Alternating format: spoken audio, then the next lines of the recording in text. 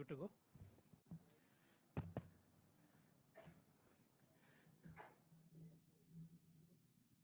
Good evening, everyone.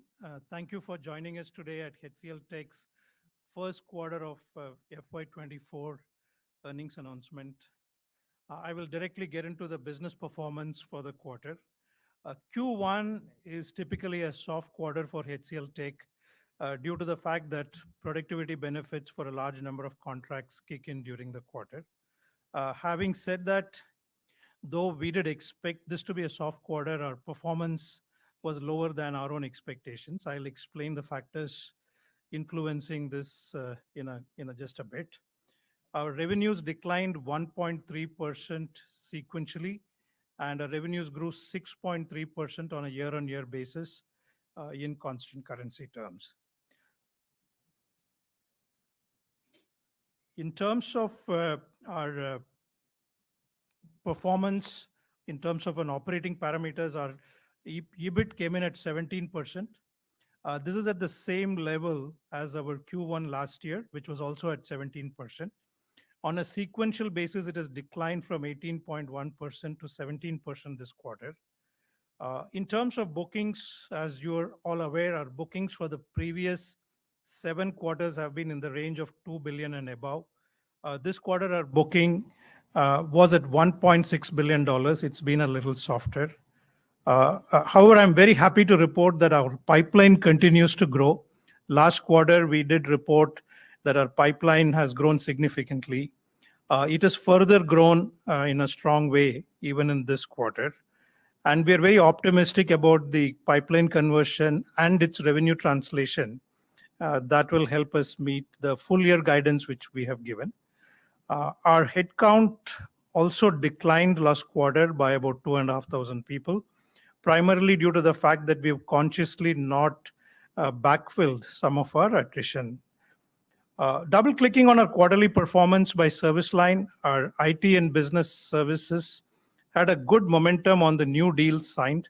A lot of new deals signed ramped up quite smartly, but most of the gains were offset with the reduction in discretionary spend in a couple of verticals. This has resulted in our ITBS segment being flat in constant currency terms.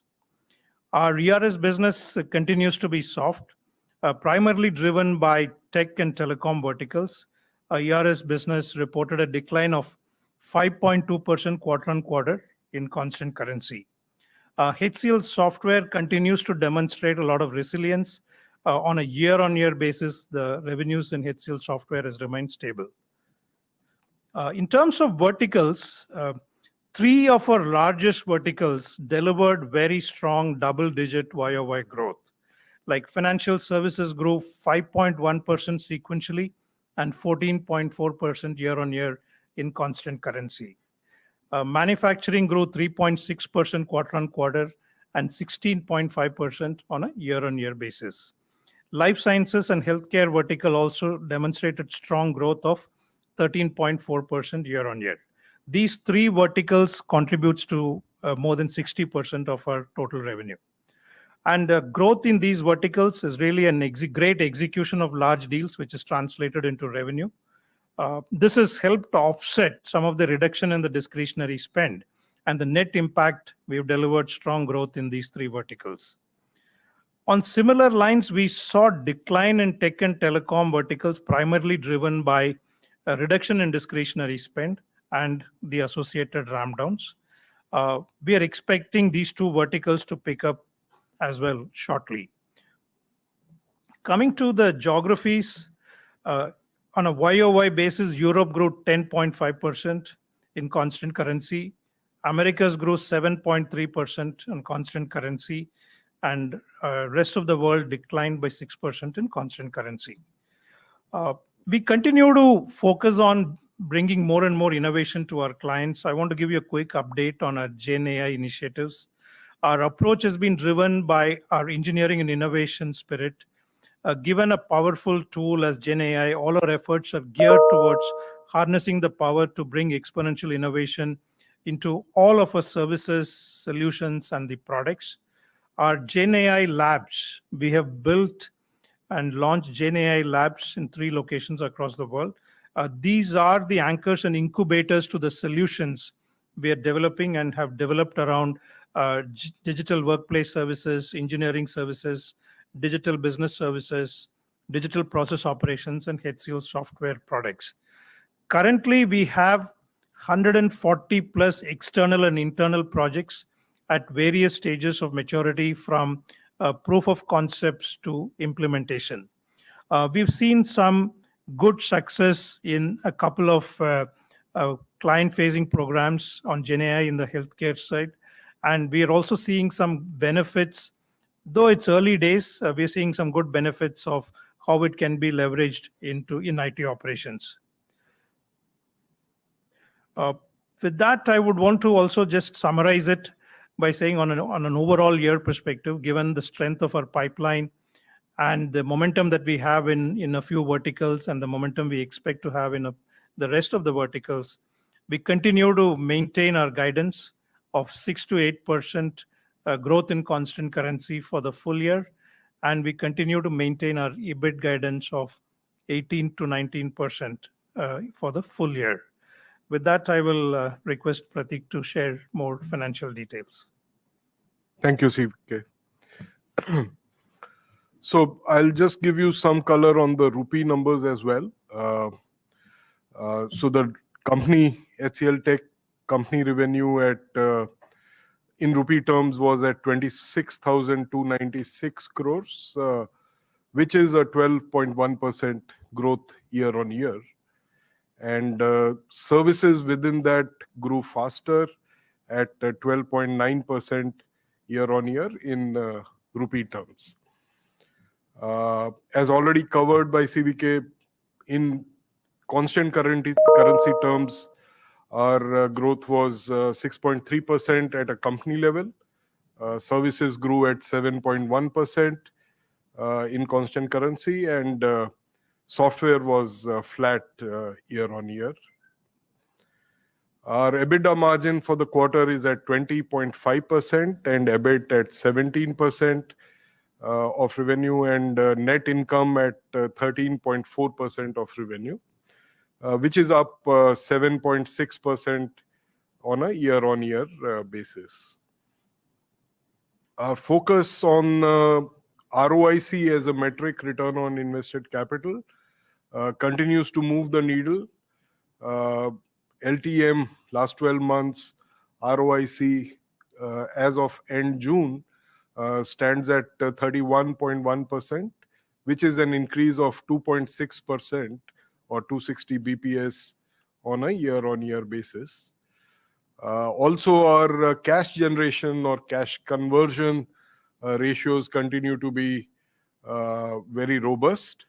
Our operating cash flow came in at 3,970 crores for the last 12 months, and free cash flow FCF at 3,688 crores, which are respectively 135% of net income and 126% of net income, both very, very healthy ratios. And our balance sheet continues to remain strong with gross cash at $2.66 billion and net cash at $2.4 billion. From a shareholder's perspective, the last 12 months diluted earnings per share is at 55 rupees 70 paise, which is 11.3% growth on a year-on-year basis. And the board has declared a dividend of rupees 10 for the quarter in line with our previous practice. The record date for which is 20th July, and the payment date shall be 1st of August. And the payout ratio on a last 12-month basis is 86% of our net income, which is aligned with our capital payout policy of minimum 75%. With that, I'll hand over to Ram, our CHRO. Thank you, Prateek. Good evening. We ended the quarter with the people strength of 223,438. We saw a reduction of 2,506. That's about 1.1% quarter on quarter. That's in line with what you saw with our revenue performance. Attrition continues to be a positive story. The LTM attrition for IT services is 16.3%. That's a 320 BPS drop from previous quarter. And on a year-on-year basis, that's a 750 BPS drop. So attrition continues to be a strong story. One update, typically this time of the year, we make our announcements on pay reviews. Last couple of years, the hiring that we have done and the compensations that revisions that we have done in the last couple of years, so we've taken that into consideration and have taken a decision to defer our annual reviews by a quarter. So that's one update. With that, I'll hand it back to CVK. I want to open for questions. Yeah, sure. We can take questions from the room, and then we can take questions on the call.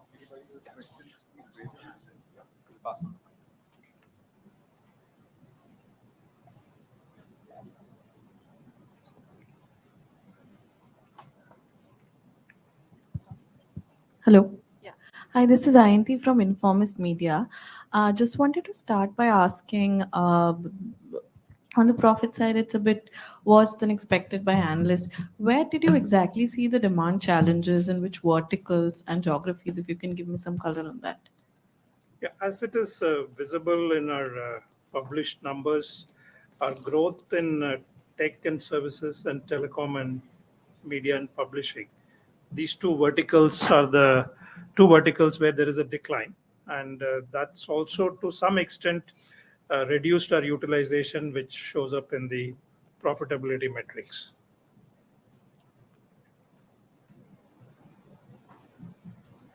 Just one more Yeah. for me. Yeah. So you have maintained your guidance for FY24, both in Right. EBIT and revenue. Given the macro conditions right now, do you expect to continue it for the rest of the year? And is there a possibility of a downward revision? No, I think we take a call based on what we see. So at this point, we believe we have enough momentum in terms of pipeline and the verticals which have done well. So we have maintained the guidance. So you cannot comment on what is the future. I mean, every quarter we will review it and provide you an update. At this point, given all the data that we have, while this quarter the booking has been soft, we believe we will more than make up for the shortfall in the coming quarter. So we feel quite confident of that. And that will drive the revenue momentum.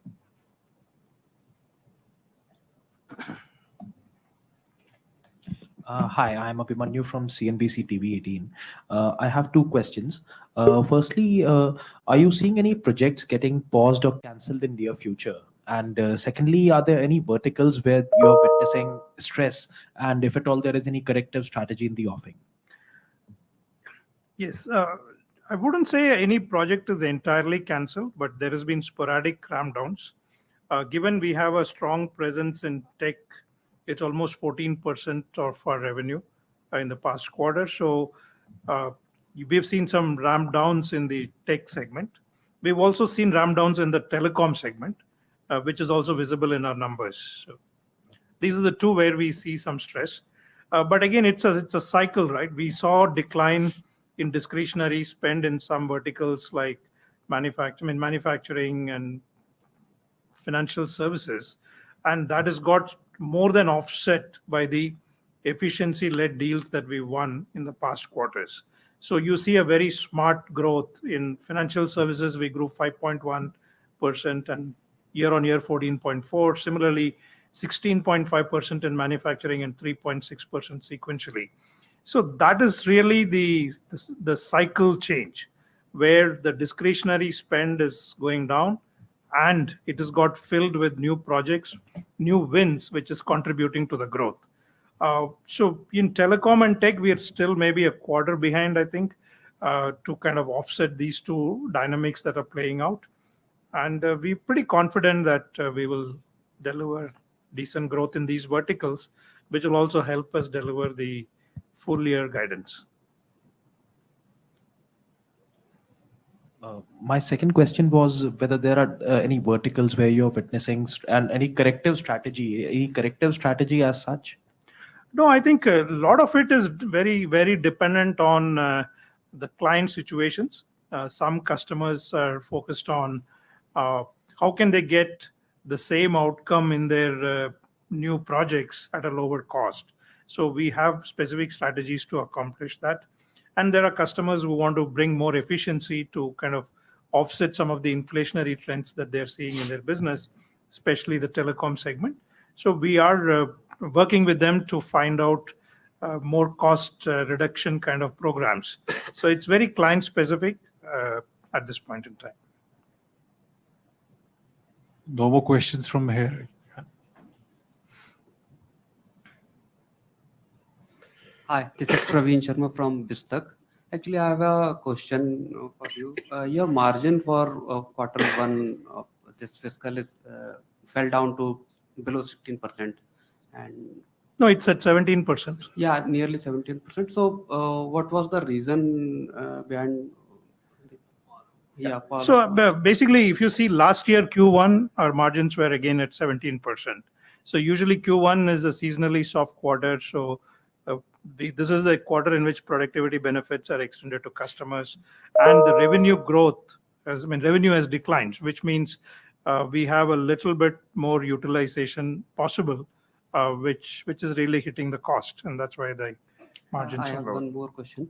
How do you see next 9 to 12 months in terms of revenues, and what are the key challenges? Yeah, I mean, this is something we have been talking about in the past as well. I think there is macroeconomic aspects do play into clients' mindset. Whether a recession is happening or not, it is the fear of recession which is driving some behaviors. And I think it is getting stabilized. I mean, you can see that in 3 of our verticals, we've seen a stability and even growth, and a couple of other verticals will follow the course. So I do remain very positive because our pipeline is at an all-time high by a big margin. Last quarter, I said it had gone up significantly, and this has gone up further now. And the pipeline, which is in an advanced stage, is also quite large. So all of that, we expect to see very strong bookings in the coming quarters, which will augur well for this year and potentially next year.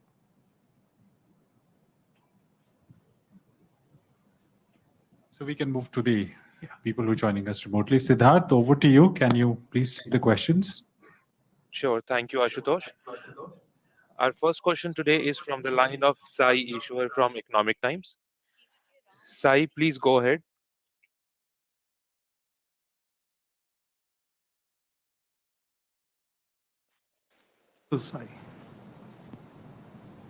Sai, please go ahead. We have unmuted your line.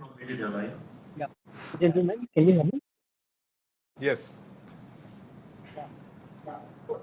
I just saw the numbers.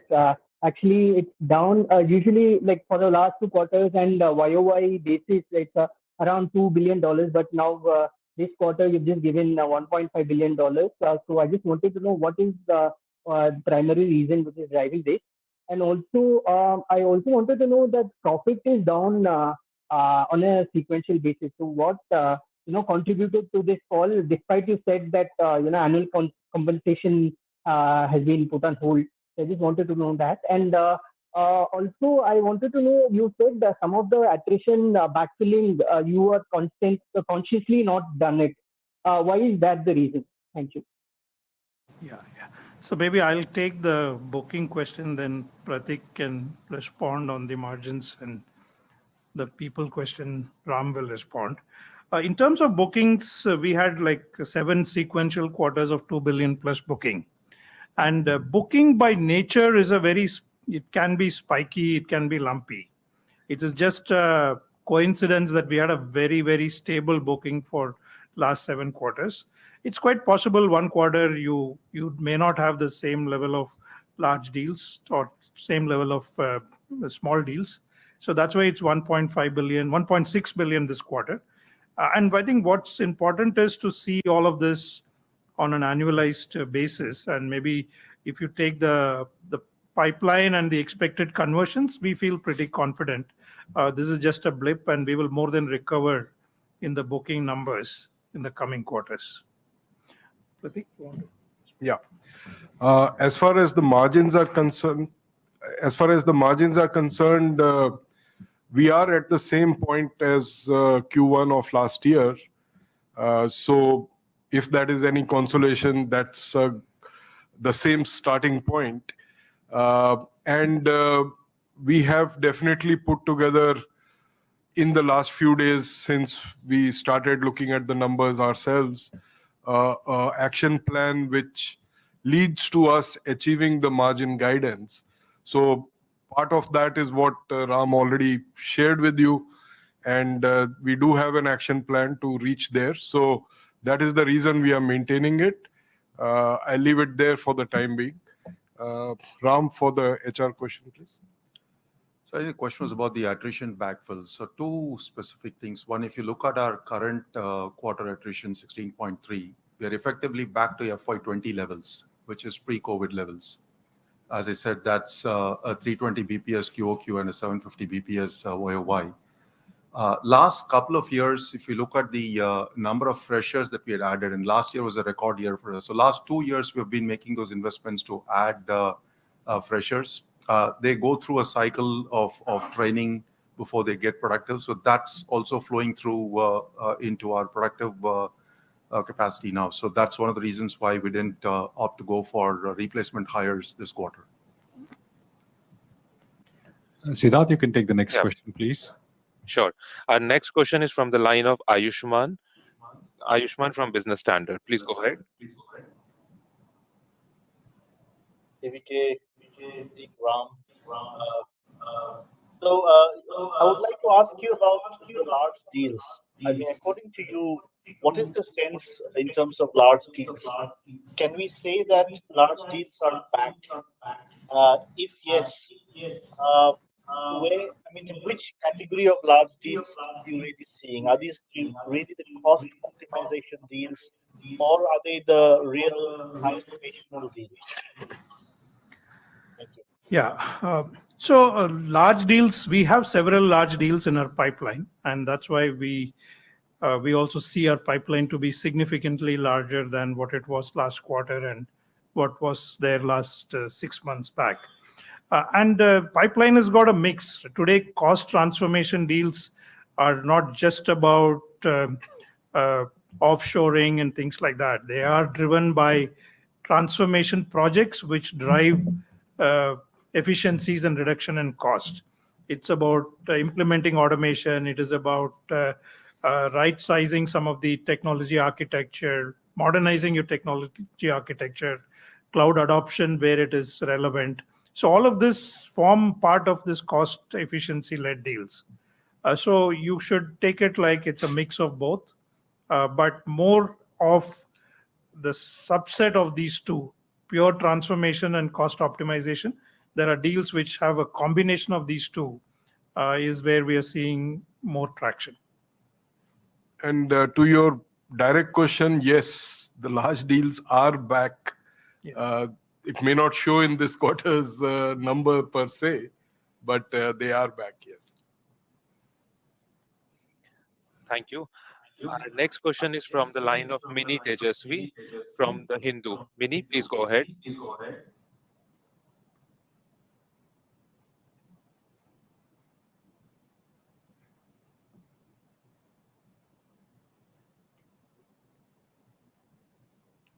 Mini, can you hear us?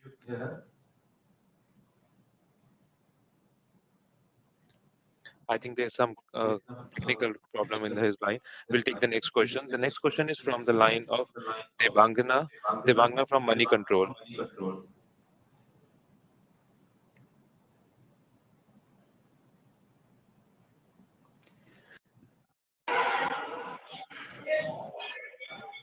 Hello, gentlemen. Am I audible? Yes. Yes. Go ahead. Yeah. Yes. So my question was, so there has been a lot of big misses this quarter, but the guidance remains unchanged. So do you expect the growth to be more back-ended? And does the second half hold second half will hold some good recovery for the company? That's one question. And the second one I wanted to understand was, are you seeing clients asking for pricing discounts on deals? Yeah. So if you look at our the seasonality in our business, Q1 is usually a soft quarter. Yes, we came below our expectations in Q1, but you should see growth improving from here on as we get into the Q2, Q3, and Q4, and that's really based on the pipeline and the advanced stage of pipeline. We feel confident of better growth in the coming quarters. So we continue to maintain our guidance. In terms of pricing reductions, yes, there has been some sporadic requirements from different clients, but it's still, I would say, largely the pricing environment remains stable.